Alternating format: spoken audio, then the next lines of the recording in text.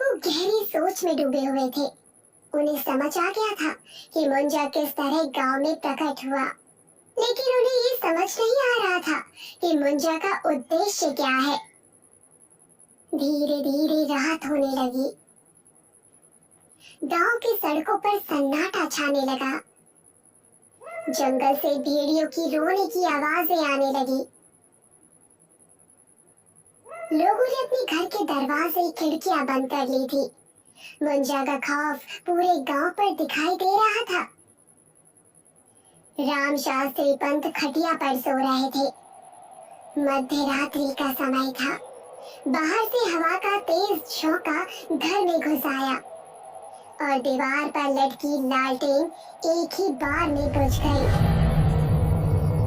राम शास्त्री पंत की आंखें खुली की खुली रह गई। ये अंधेरा सामान्य नहीं था, ये बहुत ही डरावना था। खिड़की के बाहर आनंदी खड़ी थी, चुपचाप किसी गुड़िया जैसी। अरे आनंदी, तुम कब आई? आओ, घर के अंदर आओ। क्या मैं सच में अंदर आ जाऊं? हाँ बिल्कुल। आनंदी के चेहरे पर एक शैतानी हंसी थी। राम शास्त्री पंत उठकर रसोई में चले गए। उनके दिव्य मन को एक तरह की उत्तेजना महसूस हुई। यह एक अमानवीय शक्ति थी। उन्होंने एक दिया जलाया और जैसे ही वे बाहर के कमरे में आए, उन्होंने देखा कि आनंदी कमरे के अंधेरे में एक कोने में खड़ी है। दिए की प्रकाश से आनंदी की परछाई दीवार पर दिख रही थी। उसकी पीठ पर कोई बैठा हुआ था और दूसरे ही पल एक भयानक जानवर आनंदी के पीछे से दीवार पर चढ़ने लगा। नीचे आ रहा था। मुंजा के नुकीले नाखून और सूखा हरा चेहरा देखकर राम शास्त्री पंत भी एक पल के लिए डर गए। मुंजा जमीन पर कूदा और घुटनों पर बैठकर बोलने लगा। बुड्ढे, तुम क्या सोचते हो? तुम इस गांव को मुझसे बचा लोगे? बुड्ढे, तुम कुछ नहीं कर सकते। अमावस्या के दिन मैं गांव की सभी लड़कियों का खून पी जाऊंगा और तुम कुछ नहीं कर पाओगे।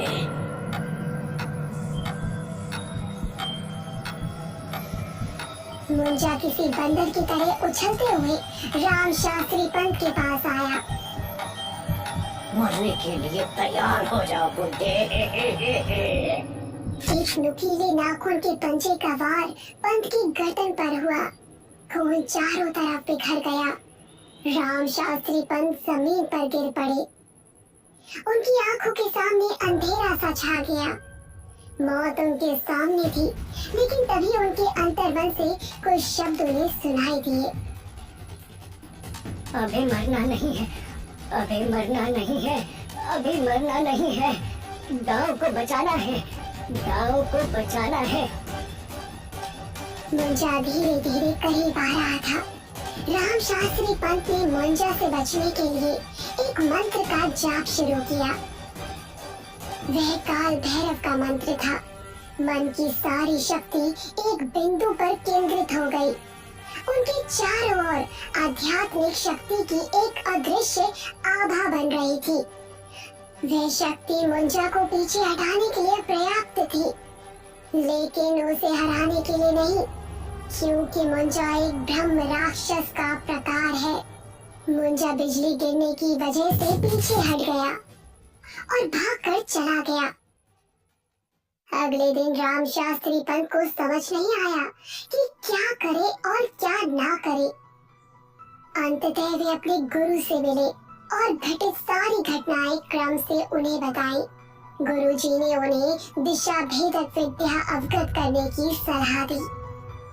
कई वेदों और पुराणों को पढ़ने के बाद राम शास्त्री पंत ने दिशा भेदक के खोए हुए ज्ञान को प्रकाश में लाया। दिशा भेदक ज्ञान से उन्हें पता चला कि ये संकट दक्षिण दिशा की ओर से आया है। अपने गांव यानी तोरणवाड़ी से वे दक्षिण की ओर चलने लगे। करीब 10-12 किलोमीटर चलने के बाद वे ताड़सवाड़ी गांव पहुंचे। उन्हें ये समझने में देर नहीं लगी कि ये मुंजा यहीं से आया है। काफी खोजबीन और पूछताछ के बाद कुछ बातें उनके ध्यान में आई। 50 साल पहले की बात है। उस समय राम शास्त्री पंत हिमालय में तपस्या कर रहे थे। ये कहानी है इनामदार परिवार की। ताड़सवाड़ी पर लगभग अकेले ही नियंत्रण रखने वाला इनामदार परिवार न केवल धनवान था, बल्कि राजनीतिक क्षेत्र में भी उसका काफी दबदबा था। इनामदार परिवार में प्रकाश राव इनामदार और उनकी पत्नी सावित्री इनामदार शामिल थे। उनके 3 बच्चे थे। सबसे छोटा बेटा गुंगा था। उसका नाम सुजय था। गुंगे सुजय को चित्र बनाने में विशेष रुचि थी। सुजय अपनी सारी बातें चित्रों के माध्यम से बताता था। चित्र ही उसकी भाषा थी। उसकी माँ सावित्री सुजय से बहुत प्यार करती थी, लेकिन पिता उसे परेशान करते थे और उसे डांटते थे।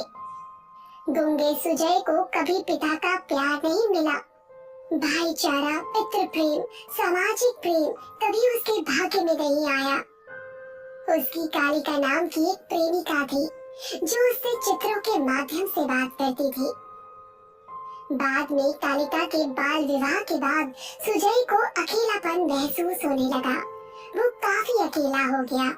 अब उससे बात करने वाला कोई नहीं था। ताड़सवाड़ी गांव के पास ही तोरणवाड़ी गांव में एक मूक बधिर भाषा विद्यालय था। सुजय वहीं पढ़ता था। वहाँ की लड़कियां उसे हमेशा परेशान करती थी, उसे चिढ़ाती, उसके बनाए गए चित्रों को फाड़ देती। बेचारा सुजय कुछ नहीं कर पाता।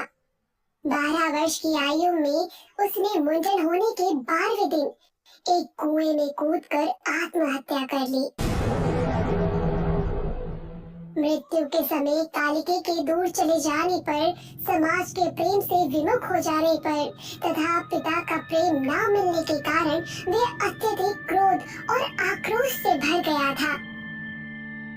जब राम शास्त्री पंत सुजय के इनामदार परिवार के सबसे बड़े भाई चिरंजीव से मिले, तो चिरंजीव ने अपने घर के तहखाने में रखे सुजय के जो बनाए गए चित्र राम शास्त्री जी को दिखाए। हर चित्र में उन्हें सुजय के मन की अवस्था समझ आ रही थी।